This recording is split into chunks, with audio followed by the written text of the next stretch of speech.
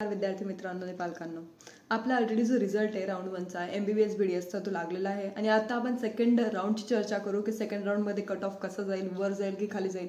तर हे तर ऑब्व्हियस आहे की जेव्हा आपण 15%ची काउन्सिलिंग करतो ना, 15% म्हणजे काय, जेव्हा तुम्ही MCC मध्ये रजिस्टर करतात तर MCC काउन्सिलिंगमध्ये काय होतं, फर्स्ट राऊंडला जो कट ऑफ राहतो डीएम कॉलेजचा कट ऑफ फर्स्ट राऊंडला खूप कमी राहतो किंवा गव्हर्नमेंटचा पण तसंच राहतं की फर्स्ट राऊंडला जे कट ऑफ राहतात ना ते खूप कमी राहतात आणि नंतर ते वाढत जातात. पण आपलं 85% म्हणजे जे आपला स्टेट कोटा राहतो ना, स्टेट कोटाचं तसं नाही राहत. स्टेट कोटामध्ये असं राहतं की फर्स्ट राऊंडला जो कट ऑफ आहे त्याच्यापेक्षा कमीच जो राहील तो सेकंड राऊंडचा, थर्ड राऊंडचा किंवा फोर्थ राऊंडचा कट ऑफ राहील.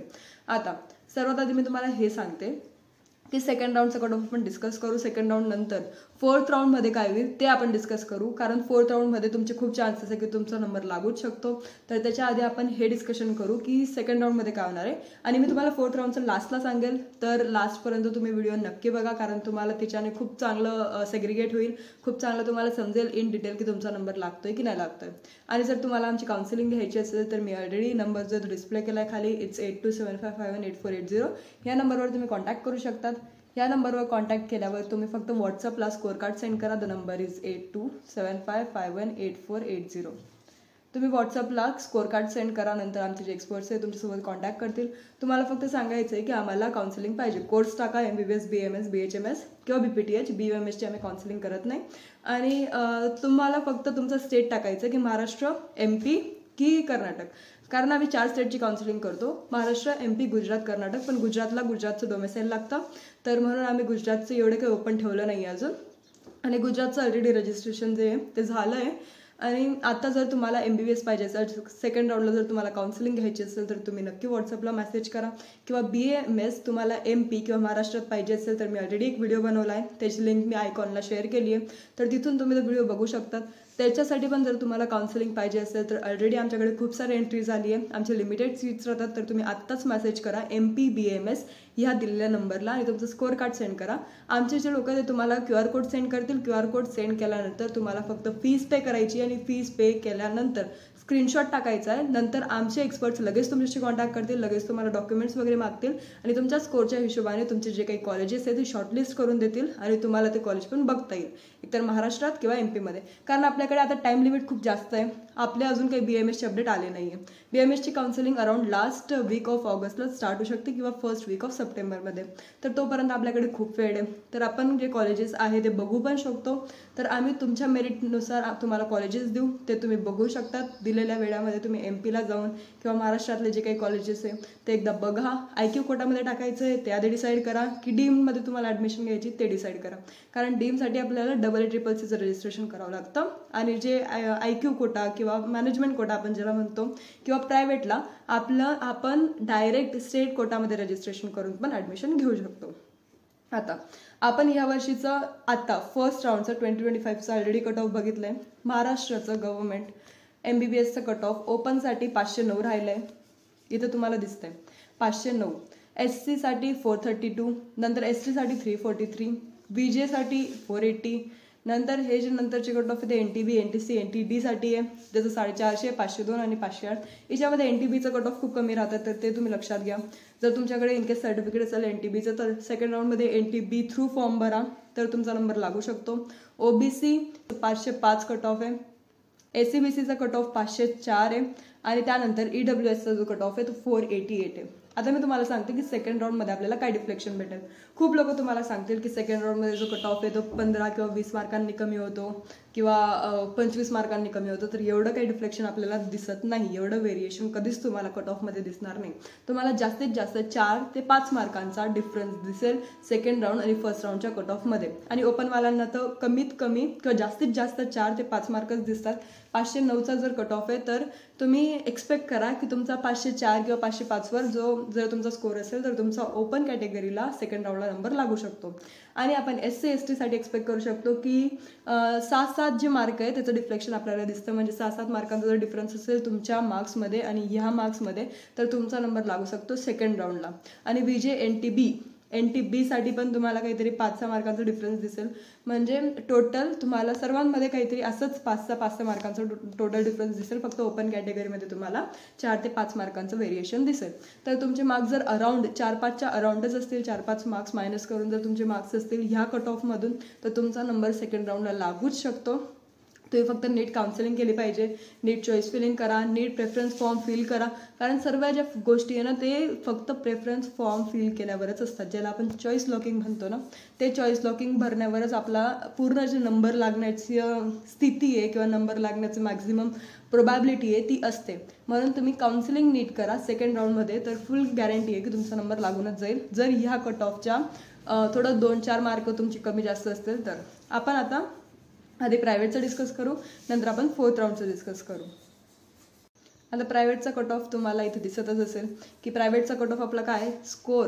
आपण फक्त स्कोर बघू. एअर तुम्ही चेक करून घ्या आणि SML जे काही असेल तुमची ते चेक करून घ्या. ह्या लिस्टमधून तुम्ही स्क्रीनशॉट काढू शकता, नंतर तुम्ही चेक करू शकता. पण आता मी फक्त स्कोर डिस्कस करते कारण हा व्हिडिओ जास्त लांबायला नको म्हणून. मला तुम्हाला बाकीची जी इम्पॉर्टंट खूप इन्फॉर्मेशन आहे ती द्यायची आहे. तर आता ओपनमध्ये जो स्कोर आहे, ओपन कॅटेगरीचा काय कट ऑफ राहिला आहे प्रायव्हेटचा, तो 479 आहे. SCचा 422 आहे, STचा 329 आहे, VJचा 463 आहे, NTBचा असेल हा 437, NTCचा 479, NTD 478, OBC 478 आणि जे SCBCचा कट ऑफ आहे तो आहे 477. EWS आता गृहीत धरलं जात नाही.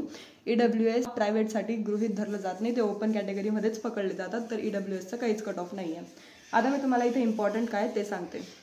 इम्पॉर्टंट गोष्ट ही आहे की प्रायव्हेटमधून पण तुम्हाला 2-4 मार्क जर तुम्ही कमी केले तर प्रायव्हेटमध्ये पण तुमचा नंबर लागू शकतो. आणि खूप लोक ना जे एकदम कमी फीजवाले कॉलेजेस आहेत तेच प्रेफर करतात. तर तुम्ही पण ते करू शकता इन केस जर तुमचा स्कोर थोडा चांगला असेल आणि जर हे 422 वगैरे ह्याच रँकमध्ये जर तुमचा स्कोर असेल किंवा ह्याच कॅटेगरीमध्ये जर तुमचा स्कोर असेल तर तुमचा नंबर लागू शकतो एका चांगल्या कॉलेजला, ते पण कमी फीजमध्ये. त्याच्यासाठी तुम्हाला काउन्सिलिंग नीट करावं लागेल, चॉईस फिलिंग नीट करावं लागेल. फक्त ते एक गोष्ट लक्षात घ्या. एकदा 3 नीट झाल्यावर तुमचं सर्व सॉर्टेड आहे, सेकंड राऊंडला नंबर लागूनच जाईल. आता मला तुम्हाला काय इम्पॉर्टंट गोष्ट सांगायची ते आपण डिस्कस करूयात. आता फर्स्ट राऊंड, सेकंड राऊंड आणि थर्ड राऊंड. आता याचं कसं होतं, फर्स्ट राऊंडमध्ये ज्या लोकांनी सीट घेतलंय ते लोक सेकंड राऊंडमध्ये जाऊन अपग्रेडेशन करतात. म्हणजे फर्स्ट राऊंडवाले सेकंड राऊंडमध्ये अपग्रेडेशन करतात, परत सेकंड राऊंडमध्ये चॉईस फिलिंग करतात आणि सेकंड राऊंडमध्ये मग जर त्यांना सीट भेटतंय तर सेकंड राऊंडमध्ये त्यांना ते घ्यावंच लागतं. थर्ड राऊंडमध्ये पण थर्ड राऊंडपर्यंत तुम्ही जास्तीत जास्त करू शकतात, पण थर्ड राऊंडमध्ये तुम्हाला घ्यावंच लागतं. थर्ड राऊंडमध्ये तुम्ही सीट सोडू शकत नाही किंवा इन केस जर तुम्ही सोडताय सीट तर तुम्ही त्या काउन्सिलिंगच्या बाहेर राहणार. म्हणजे काउन्सिलिंग आता तुम्हाला कंटिन्यू करता येणार नाही. आता यानंतर जी फोर्थ राऊंड राहतो ना, ज्याला आपण स्टे वॅकन्सी राऊंड 1 पण म्हणतो, तर तो 4th राऊंडमध्ये कट ऑफ खूप कमी जातो. का जातो? कारण ऑलरेडी जे मुलं आहे जे आपल्या कॉम्पिटिशनला होते, जे कमी स्कोरच्या मुलांना कॉम्पिट करत होते, त्या मुलांचा number already first, second, third राऊंडमध्ये लागून गेला आहे. ओके, तर फर्स्ट, सेकंड, थर्ड राऊंडमध्ये लागल्यानंतर त्यांची जी गर्दी आहे ती इथं कमी झाली आहे. 4th राऊंडमध्ये फक्त कोण लोक आहे, ज्या लोकांचा कमी स्कोर होता, ज्या लोकांना आतापर्यंत थर्ड राऊंडपर्यंत कॉलेज भेटलेलं नाही आहे किंवा त्यांच्या नावासमोर चॉईस नॉट अवेलेबलच येते थर्ड राऊंडपर्यंत, तर ते लोक 4th राऊंडमध्ये कंटिन्यू पार्टिसिपेट करतात. आणि 4th राऊंडमध्ये मग फक्त तेवढेच लोक राहतात ज्यांचा नंबर लागलेला नाही राहत. तर आपली प्रोबॅबिलिटी जास्त राहते की आपला नंबर लागेल 4th राऊंडमध्ये.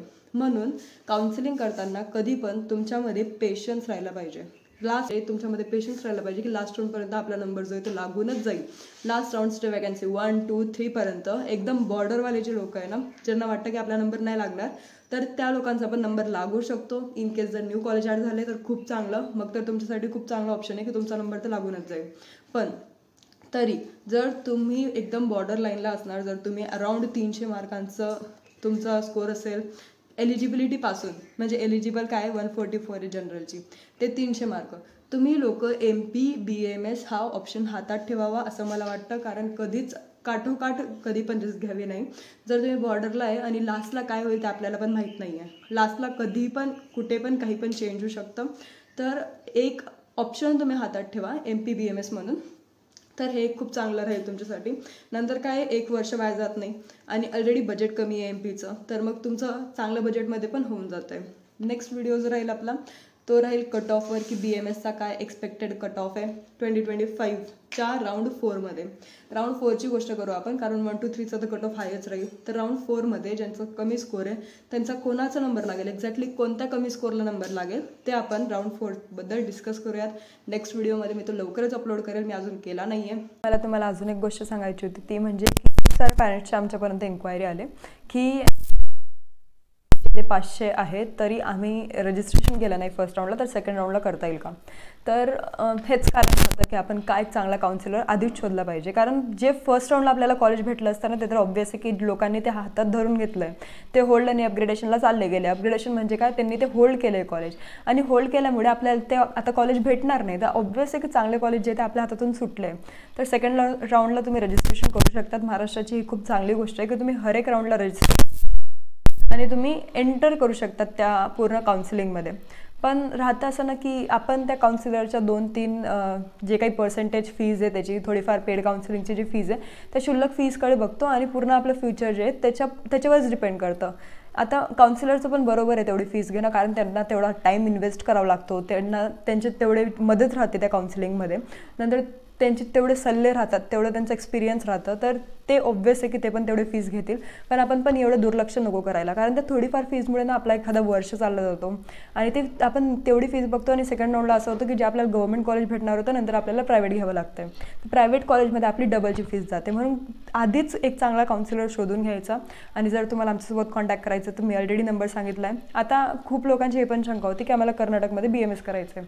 जर तुम्हाला कर्नाटकमध्ये BMS करायचं होतं तर तुम्ही आधीच ते डिसाईड केलं पाहिजे होतं. म्हणजे कसं राहतं की कर्नाटकचं जो रजिस्ट्रेशन आहे ते आधीच होतं आणि नंतर डायरेक्ट ते थर्ड राऊंडला होतं. तर थर्ड राऊंडमध्ये आपल्याला एवढे चान्सेस नाही राहत की ते जे आपल्याला फर्स्ट राऊंडमध्ये एक बेटर कॉलेज भेटणार होतं ते आपल्याला थर्ड राऊंडला भेटेलच याची गॅरंटी नाही राहत. आणि चांगल्या स्कोरवाल्यांचा नंबर ना कर्नाटकमध्ये फर्स्ट राऊंडलाच लागून जातो खूप साऱ्या चांगल्या लोकांचा. म्हणजे ज्यांचा स्कोर कमी पण आहे पण तरी त्यांनी ठेवलं आहे, सर्व कॉलेजेसची त्यांनी पूर्ण लिस्ट टाकली आहे, पूर्ण चॉईस फिलिंग केली आहे, पूर्ण सर्व कॉलेजेस त्याच्यात टाकले. तर कधी कधी असं राहतं की त्यांचा 4 लाखाचा कोटा असतो आणि 2,50,000चा कोटा असतो.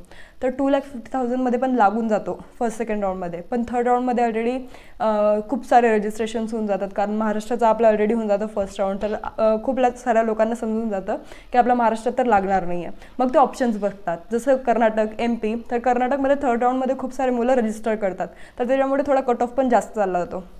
तर ह्या सर्व गोष्टींमुळे ना तुम्ही आधीच डिसाईड केलं पाहिजे की तुम्हाला करायचं काय आणि कुठे करायचं आहे.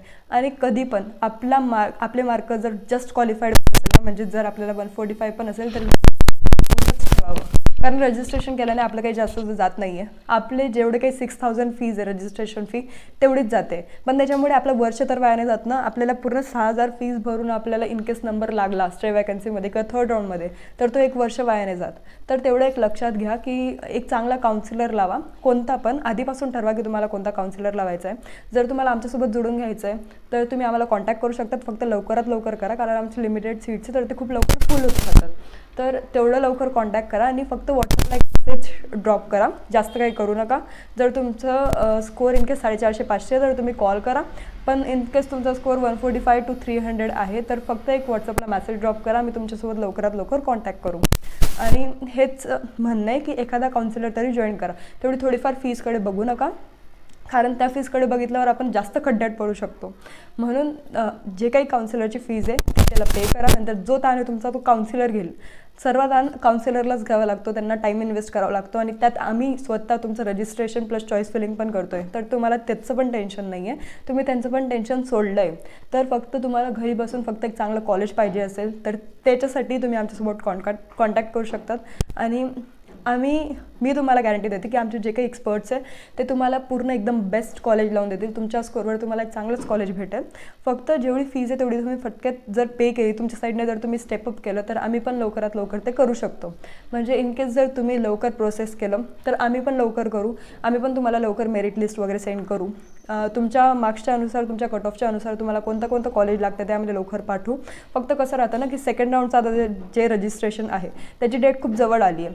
जेव्हा हे रिपोर्टिंग पिरियड जो आहे तो संपल्यानंतर लगेच आपलं जे सेकंड राऊंडचं रजिस्ट्रेशन आहे ते स्टार्ट होईल. जर तुम्हाला सेकंड राऊंडसाठी आमची काउन्सिलिंग पाहिजे असेल, पेड काउन्सिलिंग घ्यायची असेल, सेकंड राऊंडमध्ये तुमचं रजिस्ट्रेशन अजून करायचं आहे, तुम्ही केलं नाही आहे तर ते पण आम्ही करून देऊ, तुम्हाला चॉईस फिलिंग पण करून देऊ. आणि सेकंड राऊंडमध्ये तुम्हाला वाटतं की तुम्हाला कॉलेज भेटलंच पाहिजे, जसं मी सांगितलं कट ऑफनुसार, त्या दरम्यान जर तुमचा स्कोर असेल आणि तुम्हाला कॉलेज पाहिजेच असेल तर ते पण आम्ही लावून देऊ. सेकंड राऊंडला तुमच्या स्कोरवर एक चांगलं कॉलेज भेटण्याची गॅरंटी आमची, ते आम्ही पूर्ण सर्व करून देऊ. फक्त लवकर कॉन्टॅक्ट करायचा आहे आणि लवकर जे काही प्रोसेस आहे ती करायची आहे. जसं मी सांगितलं की 144 आणि 300 स्कोरवाल्यांनी ना आम्हाला फक्त व्हॉट्सअपला मेसेज ड्रॉप करायचं. आम्ही नक्की तुमच्यासोबत जोडून घेऊ, तुमच्यासोबत कॉन्टॅक्ट करू. पण ज्यांचा स्कोर 450 किंवा 500 अराउंड आहे ना, ज्यांना सेमी गव्हर्नमेंट MBBS किंवा गव्हर्नमेंट MBBS पाहिजे असेल 500 स्कोरवाल्यांना, तर ते आम्हाला कॉन्टॅक्ट करू शकतात, आमच्याशी जोडू शकतात.